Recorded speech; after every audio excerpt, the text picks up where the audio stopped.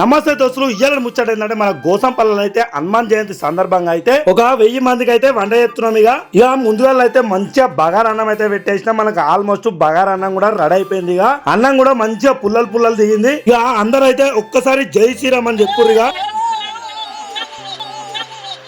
ఇక మనోళ్ళందరూ అయితే డేకిష్ అయితే దించేసిరుగా. ఇప్పుడు మంచిగా వంకాయ మసాలా కూరకైతే రెడీ చేస్తున్నాం. ఇక గుడికాడికి వచ్చే భక్తుల కోసం అయితే ఒక 150 కిలోల బగారా అన్నం వండినాం. అట్లనే వంకాయ, ఆలుగడ్డ, టమాటా కూర కూడా మంచిగా వండుతున్నాం. ఇక మన అన్నలు అయితే అందరూ అయితే ఫుల్ సపోర్ట్ ఇస్తున్నారు మనకు. దగ్గరుండి అయితే అన్ని పనులు అయితే అలా చేసేస్తున్నారు. ఇక సాంబార్ కూడా మంచిగా ఉడికిపోయింది. ఇక కొత్తిమీర అల్లుకొని దించుకున్నాడు.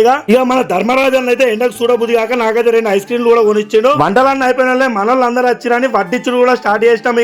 ఇక వంటలు అయితే మంచిగా అయినాయట అందరూ అయితే చెప్పేసి. మన వీడియో నచ్చినట్లయితే సబ్స్క్రైబ్ చేయండి, షేర్ చేయండి, లైక్ చేయండి, కామెంట్ కూడా చేయండి.